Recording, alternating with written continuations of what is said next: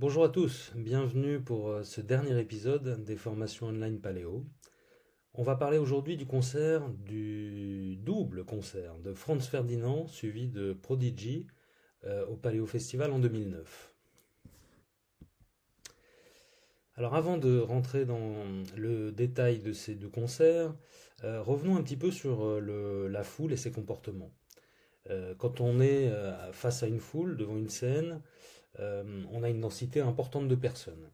Et on appelle une foule, en fait, cette quantité, ce nombre de personnes qui agissent de façon non concertée, mais qui génèrent un comportement collectif. Par exemple, tous applaudir en même temps, ou danser, ou faire des bousculades, ou des cycle pits, on y reviendra tout à l'heure, des figures de style qu'on peut voir sur certains concerts. Donc c'est ce qu'on appelle des comportements collectifs et non forcément concertés. Ce comportement, il a sa propre dynamique, hein, il est indépendant des actions individuelles. On ne peut pas décider tout seul de faire un cycle pit. Il est contraint, il est orienté par des éléments qui composent la situation ou l'environnement. Pour faire un cycle pit, il faut être suffisamment. Pour faire du crowdsurfing, c'est-à-dire se faire porter sur la foule, il faut aussi qu'il y ait une densité de personnes devant soi qui permettent justement de ne pas tomber.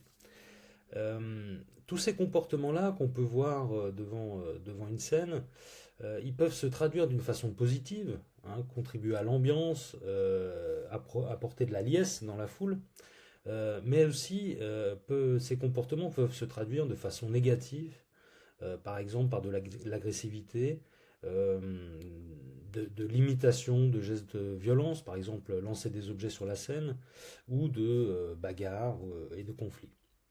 Donc il faut être très, très vigilant quand on gère une foule devant une scène, à la fois ces manifestations de comportements collectifs qui sont du côté plus de l'ambiance. On va parler tout à l'heure de concert rock, donc on va à un concert rock aussi pour bouger, hein, pour participer pleinement, y compris physiquement, à cette expérience. Mais il faut être attentif au fait qu'une foule comme ça, elle est en effervescence, et puis finalement, on risque à tout moment d'avoir euh, des comportements qui se mettent en place, volontaires ou involontaires, qui peuvent être potentiellement à risque. Je vais vous montrer plusieurs exemples de façon très générale sur des comportements d'une foule et des risques qui peuvent être associés. Premier exemple, c'est un match de foot au stade du FC Nuremberg en Allemagne. Et donc des fans, de supporters, vont se mettre à chanter et à taper du pied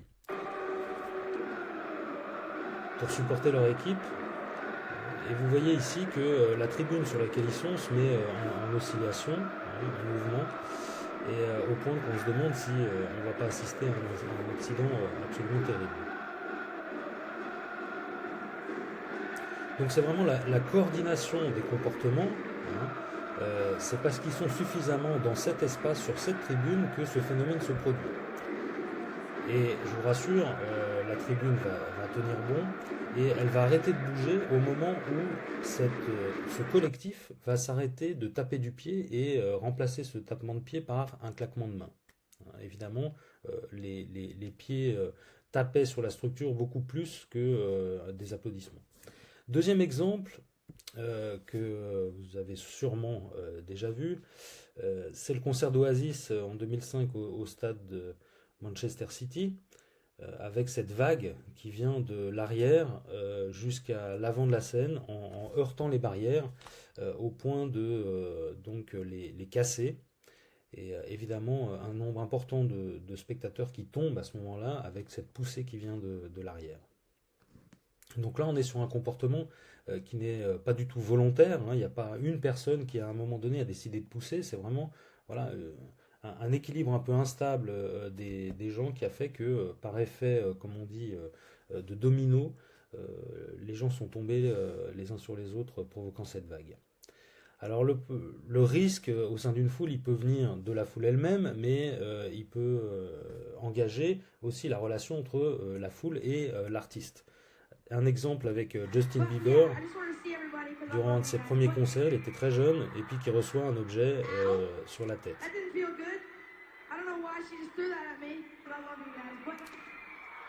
On ne sait pas exactement ce que c'est, ça a l'air d'être un livre. Et on voit son garde de sécurité arriver derrière, ramasser le livre et essayer de gérer la situation. Alors là, on est sur une agression relativement gentille hein, de l'artiste, mais on peut imaginer qu'avec un objet plus lourd, plus dangereux, on pourrait avoir un problème. Alors, quelquefois, c'est la foule qui peut représenter un danger pour l'artiste, et puis dans d'autres situations, ça peut être le contraire. Ça, c'est un exemple du concert de La Fouine lors d'un festival en Belgique. Et vous voyez deux bouteilles en pète en fait qui volent en direction de la scène.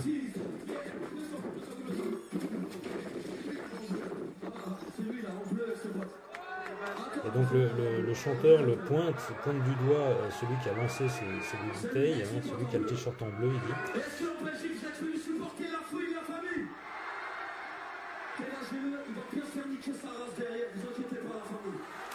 Voilà, donc le spectateur est pris en charge par des personnes qui visiblement font partie du staff de l'artiste, qui le passent à tabac dans les backstage, provoquant la colère des accompagnants évidemment de ce spectateur qui essaye de s'infiltrer en backstage pour intervenir.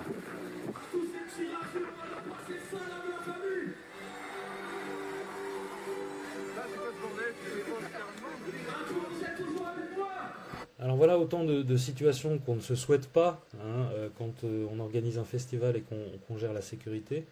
C'est intéressant de faire une petite veille, de faire des recherches aussi sur des situations difficiles, des problèmes, des incidents qui se passent en lien avec la foule, pour se dire, bah oui, et nous, s'il se passait quelque chose comme ça, comment est-ce qu'on réagirait? On revient sur la foule, donc ses risques et ses modes de gestion. Tout ce qu'on a vu là, des poussées, des mouvements de foule, c'est le plus souvent le résultat d'une manœuvre hein, pour un certain nombre de gens du public de chercher la satisfaction de leurs besoins. Par exemple, de s'approcher plus près de la scène pour avoir une meilleure vision ou être proche de l'artiste. Hein.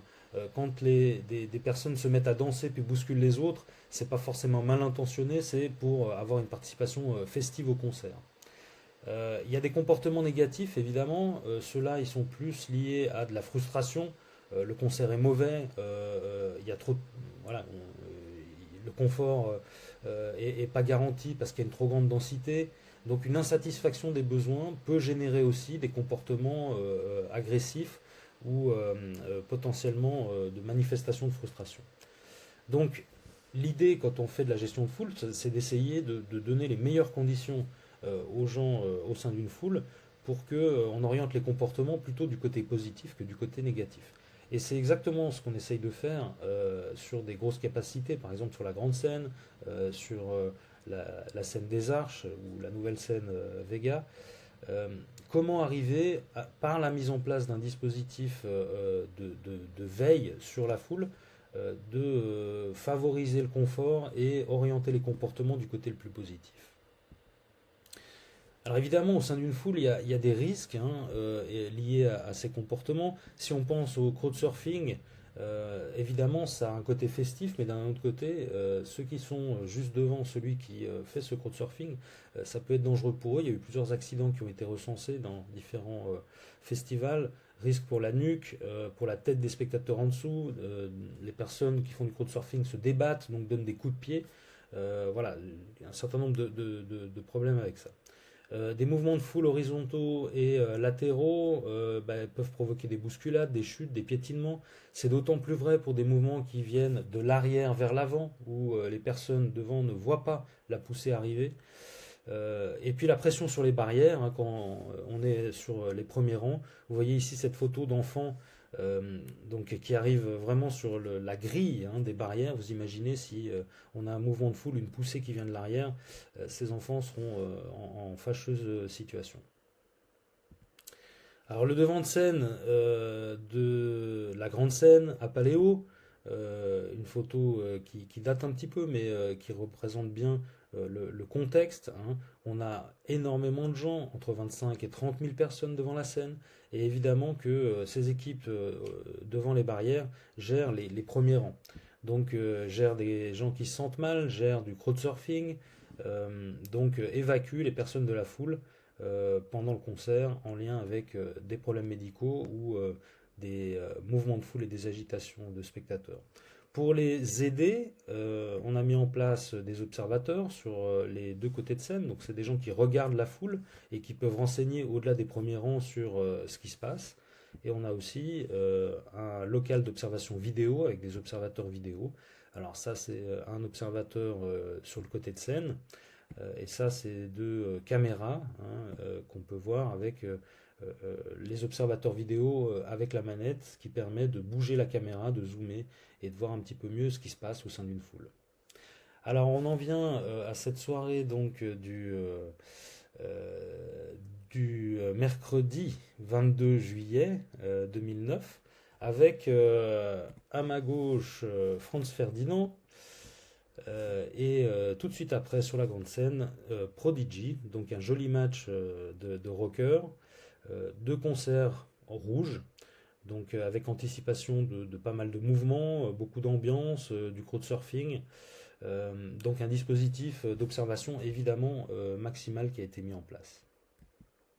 Alors je vais revenir un peu sur le déroulé de ces deux concerts en m'arrêtant sur des petites séquences qui ont été extraites du concert. C'est des moments où quelque chose se passe au sein de la foule, on a des mouvements, on a des risques qui sont détectés, et donc l'information est transmise par les observateurs, et je voudrais vous faire partager ça, vous mettre dans la situation de voir finalement qu'est-ce qu'on peut observer sur la foule et quelles questions on se pose, quelles décisions aussi in fine on doit prendre. La plus grande des décisions étant de dire là il y a un problème, soit on anticipe une situation vraiment à risque, soit on a vu, on est témoin d'un incident avec par exemple une personne qui a l'air d'être blessée, auquel cas il faudrait arrêter le concert. Alors le concert de Franz Ferdinand commence à 21h15. Il y a tout de suite beaucoup d'ambiance. À 21h30, il y a un message d'alerte des observateurs, beaucoup de mouvements de foule, des poussées de l'arrière vers l'avant, une foule qui est très agitée, et on voit apparaître donc des cycle pits. Donc vous allez pouvoir voir ce dont il s'agit. Et puis une deuxième alerte 5 minutes plus tard avec un spectateur qui s'est infiltré, en fait on ne sait pas comment, mais qui s'est retrouvé sur scène et qui saute depuis la scène dans le public. On appelle ça du stage diving. En général c'est des chanteurs de groupes punk qui font ça. Ben là, c'est un spectateur qui a réussi à monter sur la scène entre deux morceaux. On va le voir, on va pas le voir sauter, mais on va le voir arriver sur la foule. Alors voilà un cycle pit, un cercle qui se crée au sein de la foule, qui est comme une arène, une espèce de scène où les gens vont après venir pogoter, se bousculer. Donc ça, c'est très classique des concerts rock, metal. Et là, c'est sur Franz Ferdinand. Donc, vous voyez comment ces figures-là de danse, figures de style de la foule, se transmettent aussi d'un style musical à l'autre. Donc, effectivement, la foule là est assez agitée. Vous voyez des gens qui se bousculent, qui se poussent. Là, on n'a plus de lumière, donc on est à la fin d'un morceau, entre deux morceaux. La foule reprend un peu son calme. Les trous qui formaient les cycle pits se comblent. Et puis on va voir la caméra bouger parce que justement durant cette pause entre deux morceaux, il y a ce fameux saut. Voilà, la personne vient de sauter. On voit un peu d'agitation là sur le cinquième rang, donc la caméra commence à zoomer et c'est cette personne avec le t-shirt noir là qui a sauté depuis la scène. Alors là, évidemment, les observateurs transmettent l'information et puis on essaye de repérer cette personne, on essaye de voir si on peut l'interpeller. Mais très vite, le morceau suivant commence et vous voyez la foule bouge et les observateurs perdent la trace de cet individu au t-shirt noir.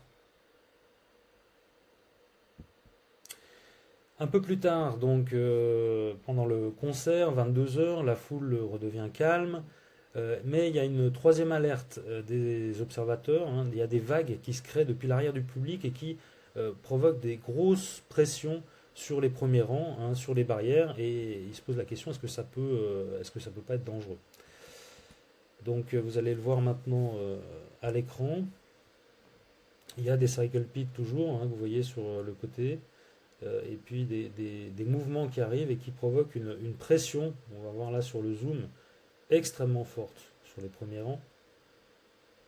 Vous voyez, on ne distingue plus les rangs en fait, hein, les gens sont tellement compressés qu'on n'arrive plus à distinguer quelle ligne.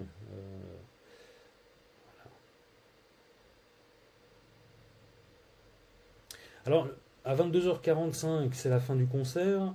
Finalement, tout s'est bien passé, il n'y a pas eu de blessés. Le concert a été très intense, une foule qui a beaucoup bougé. Et puis on se dit que, en fait, ça, c'était que la première mi-temps. Hein. Il y a la deuxième mi-temps avec Prodigy qui s'annonce donc avec le même public euh, relativement intense. La question, c'est, quand on voit ces images, c'est important déjà de les voir, en réalité, c'est-à-dire de les voir en live. Hein. On n'a pas du tout la même perception quand on les voit après coup que quand on est dans l'ambiance. Est-ce qu'il y a des signes ici qui nous auraient amené à devoir décider d'une procédure stop show? En l'occurrence là, elle n'a pas du tout été ni évoquée ni enclenchée, mais la question se pose de savoir comment est-ce qu'on réagirait, comment est-ce qu'on interpréterait ces images et cette situation si on devait décider. Et cette décision, elle suppose vraiment une grande expérience de ce qu'est la foule et de ce que sont les concerts, notamment des concerts rock comme ça, pour pas être dans la surréaction, pour pas s'affoler tout de suite, hein, mais vraiment traquer le moment où le risque pourrait surgir et nécessiter un arrêt de concert. Vous voyez ici un crowd surfer. Euh, voilà. Alors on en vient au deuxième concert, celui de Prodigy. Il commence à 23h45. Tout de suite, c'est très intense. Il y a un message d'alerte à minuit 10 des observateurs, beaucoup de mouvements de foule, des vagues d'avant en arrière. Euh, et on ne voit par contre personne tomber d'après eux. Alors on est dans un environnement qui est beaucoup plus compliqué en termes de vision. C'est plus tard dans la nuit, il fait très sombre. Il y a des jeux de lumière aussi extrêmement intenses, hein, sur Prodigy. Donc on voit là la foule bouger, on a du mal à distinguer exactement quelle est l'ampleur des mouvements et est-ce qu'ils sont dangereux. Mais on voit qu'on a ce qu'on appelle des turbulences, c'est-à-dire des mouvements circulaires au sein de la foule, ce qui veut dire qu'on a une très grande densité et deux, des poussées qui viennent et des gens qui sont plus sur leurs appuis, donc qui perdent un peu l'équilibre et qui se rattrapent. Hein. C'est ça qui provoque vraiment ces mouvements circulaires. Un peu plus tard, minuit 35, deuxième alerte. Alors c'est le chanteur qui incite la foule à faire des cycle pits. Hein, il leur dit make the cycle, donc faites des cycle pits. Donc ça, là aussi, c'est l'interaction entre le public et l'artiste et le public. Il s'agit d'être attentif à ça, mais de ne pas couper ou surréagir. Hein. C'est ce pourquoi les gens sont là. Finalement, le reste du show est relativement calme et à la fin du concert, donc à minuit 15, 137 évacuations du public, dont 10 personnes qui ont nécessité une prise en charge médicale. Beaucoup de questions, alors évidemment, beaucoup de questions, à la fois sur le matériel. Vous voyez ici la qualité d'image qui est pas terrible, donc c'est du coup l'outil ne nous donne pas toutes les garanties, hein, de pouvoir avoir la bonne information. On est en 2009, depuis les caméras ont beaucoup évolué. Euh, on a notamment la capacité d'avoir des zooms assez précis et puis de ne pas perdre les couleurs, hein, d'avoir un rendu qui est beaucoup plus facile à décoder. Parce que vous voyez ici que dans une foule qui danse, qui bouge, avec beaucoup de densité, c'est très difficile de pouvoir se faire une idée sur le risque, hein, finalement. Qu'est-ce qu'il convenait de faire ici? Est-ce qu'il fallait effectivement laisser le concert se poursuivre? Parce qu'on est sur un concert de Prodigy et il n'y a pas matière ici, hein, il n'y a pas de signe qui ressort et qui nous amène à penser qu'il y a un risque particulier. Ou est-ce que en prévention, il fallait peut-être pré-enclencher les personnes qui pouvaient prendre la décision d'arrêter le concert pour les mettre devant l'écran et qu'ils apprécient entre eux la situation et décident. Ça fait partie des questions qu'on a après des concerts qui sont chauds comme ça. Hein. Le crowdsurfing, est-ce qu'il faut l'interdire? Est-ce qu'il faut communiquer sur ce risque? L'interdire, c'est compliqué parce qu'après, il faut appliquer des sanctions.